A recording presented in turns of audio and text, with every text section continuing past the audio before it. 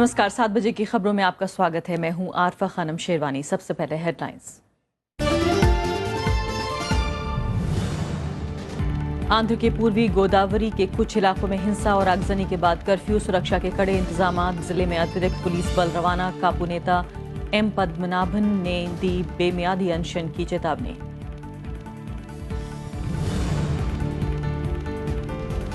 जम्मू कश्मीर में सरकार बनाने पर राज्यपाल ने बीजेपी और पीडीपी से मांगा जवाब। बीजेपी ने कहा, पीडीपी की शर्तों की जानकारी नहीं। पीडीपी ने महबूबा मुफ्ती पर छोड़ा फैसला।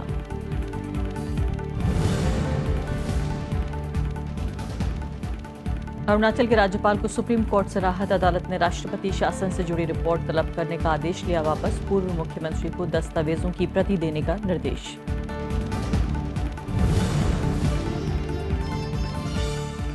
मनरेगा मिड डे मील नहीं लागू करने पर गुजरात समेत कई राज्यों को सुप्रीम कोर्ट की फटकार। पूछा, संसद में बने कानून क्यों नहीं हुए लागू। सूखा पीड़ित राज्यों के हालात पर केंद्र से मांगा 10 फरवरी तक जवाब।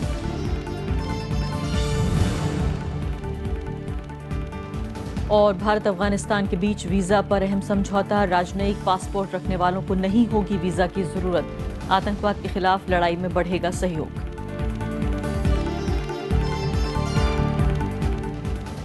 और अब पहली खबर।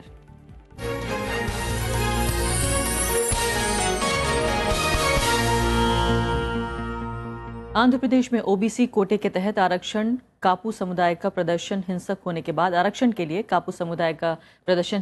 के बाद सुरक्षा में कड़े सुरक्षा के इंतजाम किए गए हैं। पूर्वी गोदावरी जिले में अतिरिक्त पुलिस बल को भेजा गया है और मुख्यमंत्री एन चंद्रबाबू नायडू ने उच्च स्तरीय बैठक करके स्थिति की समीक्षा भी की है।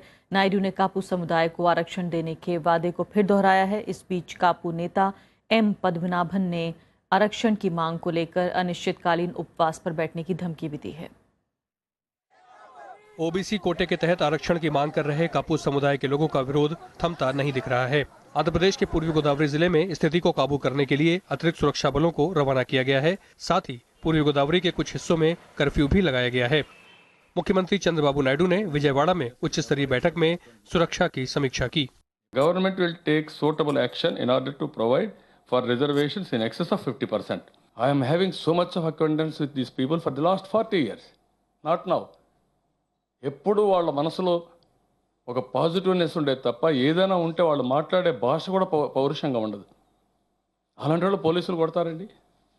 ఎందుకు కొడతారండి పోలీసుల్ని? लेकिन रविवार की हिंसा के बाद समुदाय के नेता एम पद्मनाभन ने कहा कि उनका यह आंदोलन आरक्षण मिलने तक जारी रहेगा। उन्होंने अनिश्चितकालीन उपवास की भी धमकी दी है। पद्मनाभन ने हिंसा के लिए सत्तारूढ़ टीडीपी सरकार को ही जिम्मेदार ठहराया है। कांग्रेस ने भी सरकार पर इस मामले को उलझाने का आरोप लगाया है। The recent this 2014 election, there is a lot of promise by the Chandrababu Naidu, saying that definitely I will give for reservation. Yours is the oldest issue. I'll consider. But unfortunately, 18 months is over after he came in power. But he never cared about the issue of the reservation. Chandrababu Naidu promised it earlier, before election, that is before election, he promised like anything. He want to give the reservation to the Kapu section. Now it is 2.5 years after that, they revolted like this, and then now it is a failure of the, it is a clear-cut picture, it is a failure of the government as well as the Chandrababu Naidu. प्रदर्शनकारियों ने रविवार को तुनीर station पर रत्नांचल express के 4 डिब्बों को आग के हवाले कर दिया था। हिंसा में जिला पुलिस के एक वरिष्ठ अधिकारी समेत कम से कम 15 पुलिसकर्मी घायल भी हुए थे। कप्पू आरक्षण की मांग का ये मामला पुराना है। कप्पू यानी किसान समुदाय के ये लोग उत्तरी तेलंगाना और रायलसीमा में रहते हैं और उनकी गिनती अगड़ी जातियों में होती है। आंध्र प्रदेश में उनकी आबादी तकरीबन 16 से 20% है। Bureau report, Rajya Sabha TV. और पारसा वीर राव, एडिटोरियल कंसल्टेंट डीएनए अखबार के हमारे साथ इस वक्त स्टूडियो में मौजूद हैं, वरिष्ठ पत्रकार हैं। पारसा जी, सबसे पहले ये बताइए कि ये किस तरह का ये प्रदर्शन है, अभी क्यों हो रहा है? कई तरह के सवाल उठ रहे हैं कि अचानक ये प्रदर्शन क्यों शुरू हो गए? पहले भी इसका डिमांड रहा है कापू तबके से कि एक बैकवर्ड कास्ट है जो एग्रीकल्चर ज़राअत कराते हैं और काउ हर्ड्स वगैरह हैं, एग्रीकल्चर में भी हैं, तो उनका डिमांड रहा है कि उनको भी रिजर्वेशन मिले ओबीसी के तहत। मल्लाह भी हैं ये लोग? नहीं, मला नहीं। ये जैसे अगर नॉर्थ इंडियन पैरेलल दी जाए तो जैसे गुज्जर है, गुज्जर के जैसे गुज्जर का डिमांड है राजस्थान में कि उनका भी एक बैकवर्ड कास्ट ये रिजर्वेशन हो, तो कापू तबके से भी लोग मांगते रहे कि उनका रिजर्वेशन हो। 30 साल पहले भी एक यही लीडर थे मुद्रकड़ पद्मनाभम जो इसका डिमांड किए थे, लेकिन उस वक्त कुछ दिन के बाद उनको कुछ मेरे ख्याल से आश्वासन दिया गया था तो मान लिए और बैठ गया था। लेकिन अब आंध्रा बनने के बाद, क्योंकि कोस्टल आंध्रा में इनका जो आबादी है काफ़ी ज़्यादा है, तो इसलिए ज़्यादातर जब कभी ये एजिटेशंस होते हैं कास्ट के बेसिस पर, वो इसलिए होता है कि उनका शेयर चाहिए पावर स्ट्रक्चर में। उनको पावर स्ट्रक्चर में उनका कोई ख़ास रिफ्लेक्शन नहीं रहा, क्योंकि टीडीपी जो है, टीडीपी को एक कमा पार्टी माना जाता है। कमा पार्टी का मतलब कमा लोगों का डोमिनेशन है, जैसा कि कांग्रेस को रेडी डोमिनेंट पार्टी कहते हैं। तो जो दूसरे बैकवर्ड कास्ट है उनको हमेशा शिकायत रहा है कि उनको ठीक तरह से या एडिक्वेटली उनको हिस्सा नहीं मिलता। और अगर पॉपुलेशन का कंपोजिशन देखें तो आपको लगता है कि वाकई इनकी मांग ठीक है, इस समुदाय को जरूरत है रिजर्वेशन की?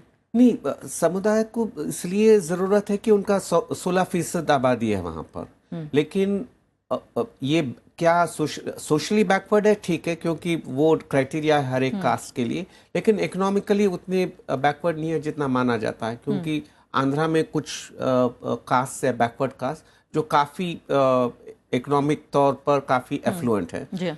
कापू उतना एफ्लुएंट नहीं है जितना कि कम्मा लोग हैं। अच्छा। तो ये मांग रहता है कि उनको रिजर्वेशन मिले। अगर उनको रिजर्वेशन दिया जाए तो दूसरे जो कास्ट उनकी भी आवाज उठेगी। उनके देखते हैं इस वक्त कांग्रेस पार्टी का क्या कहना है। के रहमान खान इस वक्त हमारे साथ फोन लाइन पर मौजूद हैं, पूर्व केंद्रीय मंत्री हैं, सीनियर कांग्रेस लीडर हैं, बेंगलुरु से इस वक्त हमारे साथ मौजूद हैं। रहमान खान साहब, स्वागत है आपका। सबसे पहले ये बताइए कि ये पूरा जो विरोध प्रदर्शन हो रहा है, अचानक जो आरक्षण की मांग उठी है, इस पर कांग्रेस पार्टी का क्या कहना है?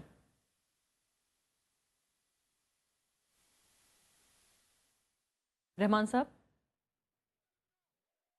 लगता है रहमान साहब को फिलहाल हमारी आवाज़ नहीं आ रही है, जानने की ज़रूर कोशिश करेंगे। ये बताइए पार्षद जी कि फिलहाल जैसे आप ये कह रहे हैं कि आर्थिक तौर पे ऐसा नहीं लगता कि बहुत ज़्यादा ज़रूरत है, लेकिन राजनीतिक तौर पर ये लोग कितने अहम हो सकता है ये समुदाय, इससे मुख्यमंत्री के बयान से जाहिर होता है, जो ये कह रहे हैं कि उनका वादा है वो उसे पूरा करेंगे, लेकिन जो 50% का ब्रैकेट है उसे पार नहीं करेंगे। ये कैसे संभव होगा? ये सुप्रीम कोर्ट का जो कि नहीं, संभव ये कैसे होगा कि 50% में शामिल कर ले, क्योंकि 50% से ऊपर तो संविधान के हिसाब से नहीं जा सकता। तो फिर कैसे शामिल करेंगे? तो किसी न अगर इनको शामिल करते हैं तो दूसरे लोगों का जो हिस्सा रहता है तो उनका कम हो जाता है।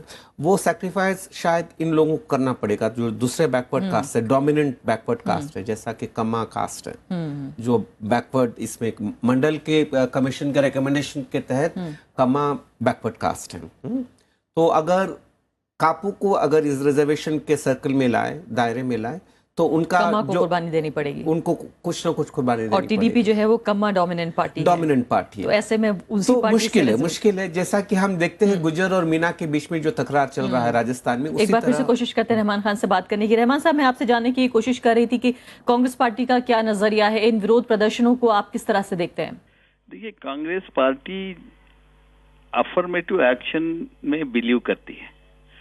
अफर्मेटिव एक्शन जो है कॉन्स्टिट्यूशनली वैलिड है, मगर बैकवर्डनेस क्राइटेरिया को डिटरमिन करने के लिए एक बैकवर्ड क्लास कमीशन बिठाया गया है, वो जो स्टैट्यूटरी कमीशन है वो, और कोई भी पिछले वर्गों के लोगों को की बैकवर्डनेस को क्राइटेरिया अगर करना है तो बैकवर्ड क्लास कमीशन उसको तय करना पड़ेगा फर्स्ट ऑफ ऑल।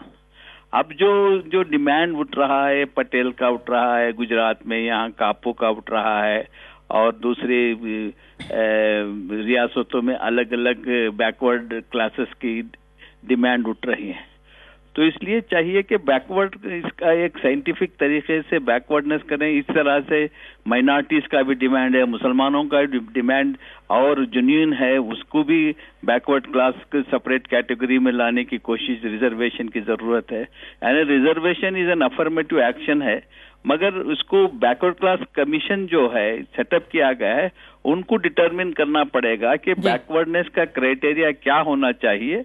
अब उसके ऊपर वो तो बैकवर्ड क्लास कमीशन भी कांग्रेस के जमाने में ही हुआ है। तो अब सवाल ये होता है कि 50% एंड अबव अगर रिजर्वेशन हो तो उसको किस तरह से टैकल किया जाए। बिल्कुल, लेकिन तो रहमान खान साहब, मसला ये हो जाता है, सवाल मैं आपसे पूछना चाह रही थी कि चूंकि इतनी तादाद में लोग सड़कों पर जमा हो जाते हैं, तोड़फोड़ शुरू हो जाती है, कई लोग घायल हो गए हैं, एक दर्जन से ज्यादा, तो कहीं ना कहीं राज्य सरकारों के सामने ये जो कानून व्यवस्था की स्थिति पैदा हो जाती है, ऐसे में ठंडे दिमाग से सोचना समझना, जिस रिसर्च और कमीशन का आप जिक्र कर रहे हैं, जो एजिटेटेड लोग हैं उनको ये समझाना बड़ा मुश्किल है। वो ये समझते हैं कि शायद इस मसले को मुलतवी करने की, डिले करने की कोशिश के तौर पर इस तरह की समितियां बिठाई जा रही हैं या कमीशन बिठाए जा रहे हैं।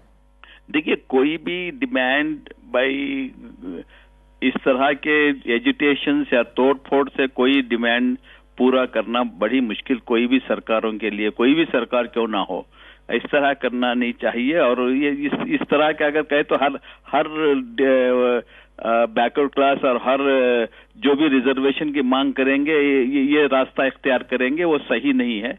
तो सरकारों को भी चाहिए कि वो ऐसे डिमांड्स को ज्यादा मुलतवी ना करें और उसको सही इमीडिएट एक्शन इसके ऊपर ले, रेफर करें और कोशिश करें कि इनकी नेगोशिएशंस करें और जो ये बैकवर्ड क्लासेस के लोग जो डिमांड करते हैं उनसे नेगोशिएशन करें, वरना इस तरह के एजिटेशन से everybody starts doing this.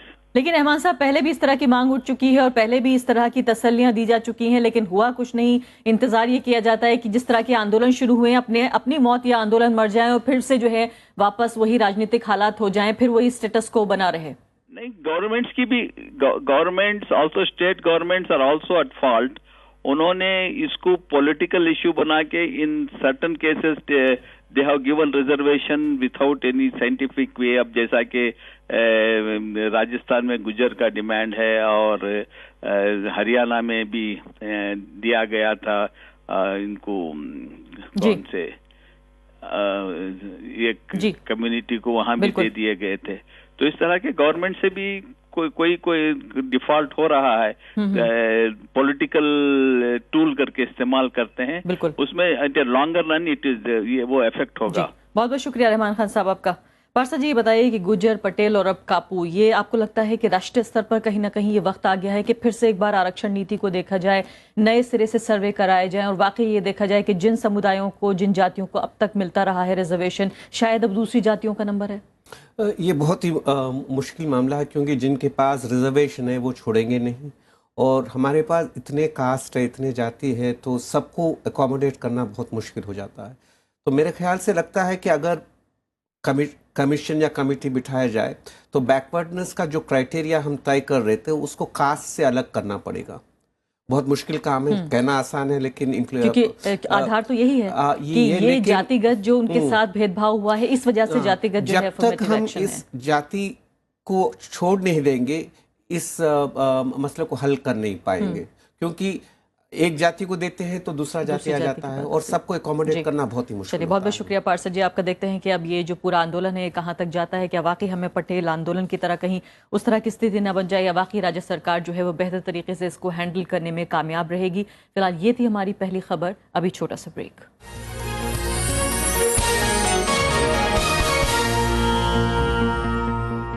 Jammu Kashmir में सरकार बनाने को लेकर असमंजस बरकरार है। राज्यपाल NN वोहरा ने मंगलवार तक बीजेपी और PDP को स्थिति स्पष्ट करने को कहा है। उधर दोनों पार्टियां पिछले कई दिनों से इस मुद्दे पर अलग अलग बैठक कर रही हैं। उधर PDP ने आखिरी फैसला महबूबा मुफ्ती पर छोड़ दिया है।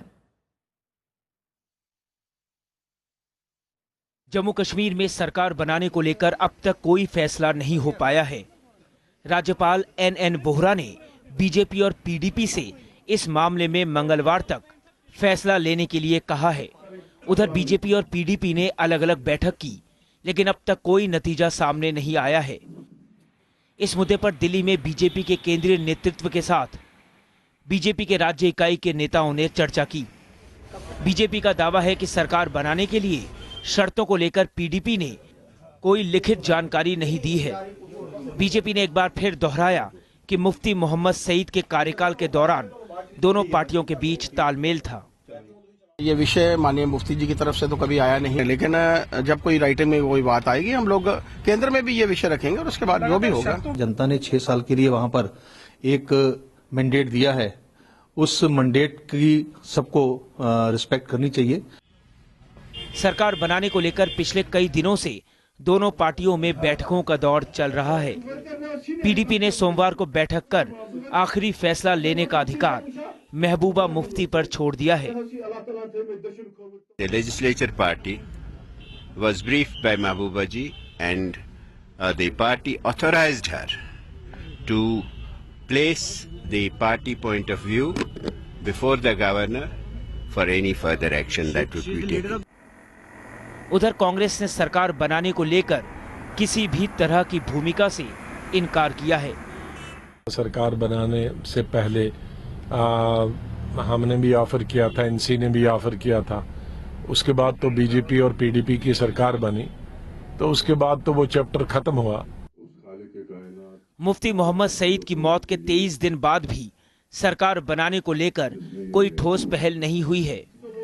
गठबंधन न होने पर मध्यावधि चुनाव ही विकल्प बचेगा। फिलहाल राज्य में राष्ट्रपति शासन लागू है। प्रणब गोस्वामी, राज्यसभा टीवी। पश्चिम बंगाल में टीएमसी या सीपीएम से गठबंधन पर कांग्रेस ने अब तक कोई फैसला नहीं किया है। राज्य के पार्टी नेताओं ने आज कांग्रेस उपाध्यक्ष राहुल गांधी से मुलाकात की, लेकिन गठबंधन को लेकर कोई फैसला नहीं हो सका। पश्चिम बंगाल कांग्रेस के कई बड़े नेता सोमवार को दिल्ली पहुंचे और उपाध्यक्ष राहुल गांधी से मुलाकात की। इन नेताओं ने राहुल को ताजा राजनीतिक स्थिति की जानकारी दी और विधानसभा चुनाव की रणनीति पर चर्चा की।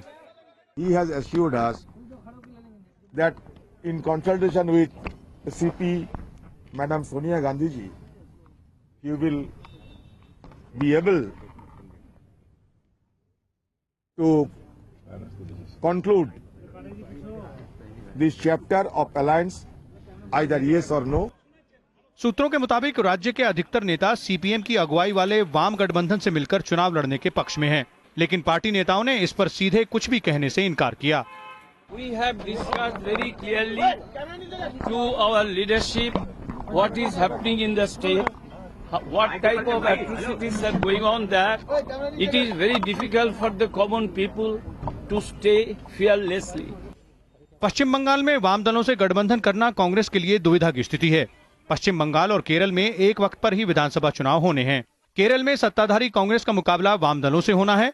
ऐसे में पश्चिम बंगाल में वाम दलों से गठबंधन का बचाव करना पार्टी के लिए आसान नहीं होगा। विशाल दहिया, राज्यसभा टीवी।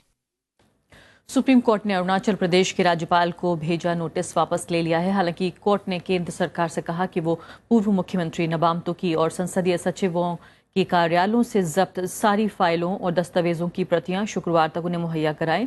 मामले की सुनवाई कल भी होगी। अरुणाचल प्रदेश के राज्यपाल ज्योति प्रसाद राजखोवा को सोमवार को सुप्रीम कोर्ट से बड़ी राहत मिली। कोर्ट ने राज्यपाल की रिपोर्ट तलब करने वाला आदेश वापस ले लिया है। इसी रिपोर्ट के आधार पर अरुणाचल में राष्ट्रपति शासन लगा था। केंद्र ने संविधान के अनुच्छेद 361 का हवाला देते हुए बताया कि राष्ट्रपति और राज्यपाल किसी भी अदालत के प्रति जवाबदेह नहीं है। I have never been anybody's agent. I was not agent. I am not an agent. I do things of my own conscience, of my own rationale, and of my own reading of the Constitution and interpretation of the clauses and provisions of the Constitution. Supreme Court ने पूर्व मुख्यमंत्री नबाम तुकी की याचिका पर केंद्र सरकार को notice जारी किया। तुकी ने राज्य में राष्ट्रपति शासन लगाने को चुनौती दी है। ये अरुणाचल तो शांतिपूर्ण प्रदेश है और समाज लोग शांति चाहते हैं। वहाँ इस प्रकार से स्थिति में आम लोगों को नुकसान हुआ और बहुत लोग को अभी डर पैदा हो रहा है।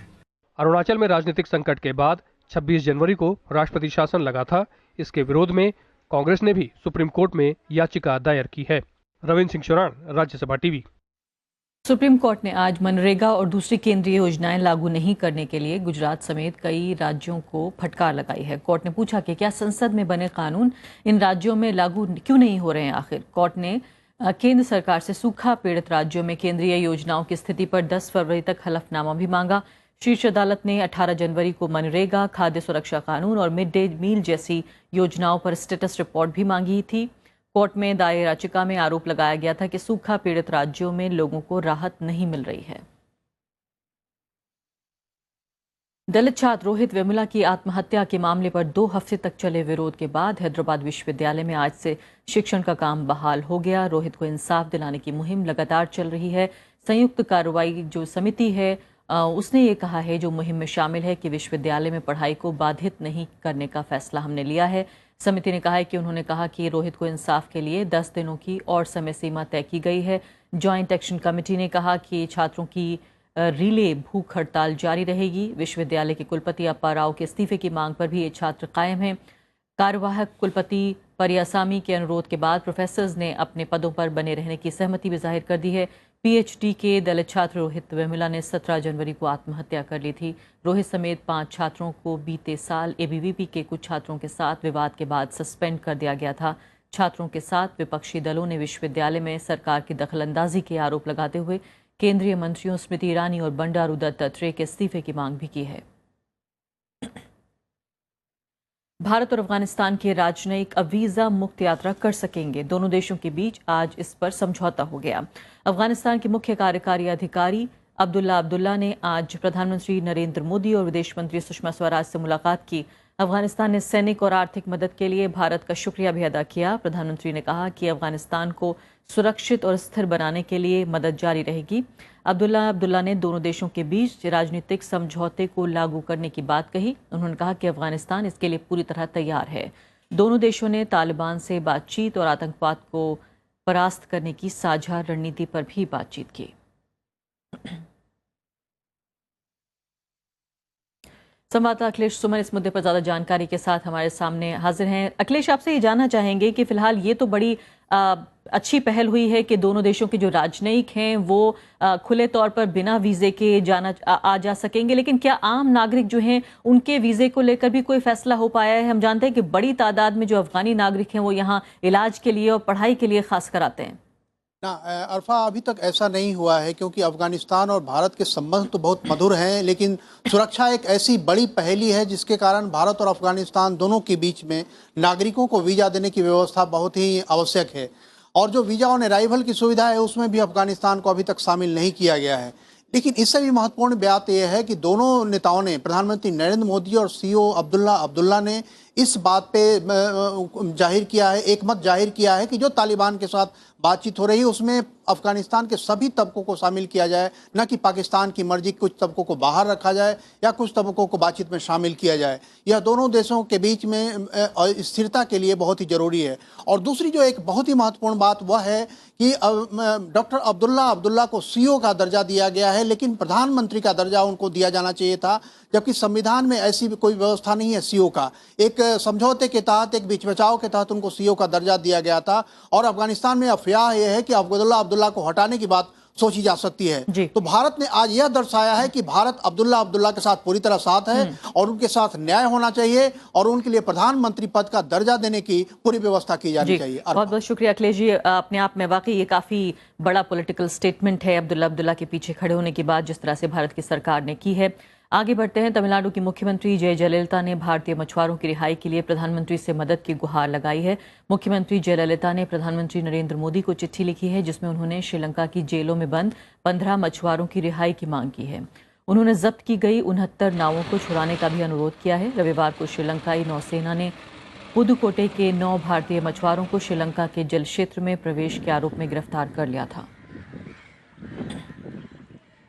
उपराष्ट्रपति मोहम्मद हामिद अंसारी 5 दिनों के 2 देशों के दौरे के तहत आज शाम ब्रुनई पहुंचे। उन्होंने ब्रुनई के साथ तेल और नेचुरल गैस के क्षेत्र में सहयोग को बेहद अहम बताया। पूर्व एशियाई देश ब्रुनई की भारत के लिए रणनीतिक महत्व भी है और उसका भी उन्होंने जिक्र किया। इस महत्व का विशेष विमान में उपराष्ट्रपति ने पत्रकारों से बातचीत में संसद में बढ़ते अवरोधों पर गंभीर चिंता जताई है, लेकिन साथ ही उन्होंने ये भी कहा कि सभापति या आसन की दंडात्मक शक्तियों में इजाफा करना इसका समाधान नहीं है। उन्होंने साथ में ये भी कहा कि अवरोध के लिए जिम्मेदार सांसदों को दंडित करने की बजाय चर्चा और बहस के जरिए मुद्दों का समाधान निकलना चाहिए। बीते मानसून और शीतकालीन सत्र में लगातार अवरोधों के बाद राज्यसभा के सभापति की शक्तियों में इजाफे का मुद्दा उठा था। उपराष्ट्रपति का ब्रुनई का दौरा 1 से 3 फरवरी तक है। इसके बाद वो थाईलैंड की यात्रा पर रवाना होंगे। इसी के साथ अभी के लिए इतना ही। नमस्कार।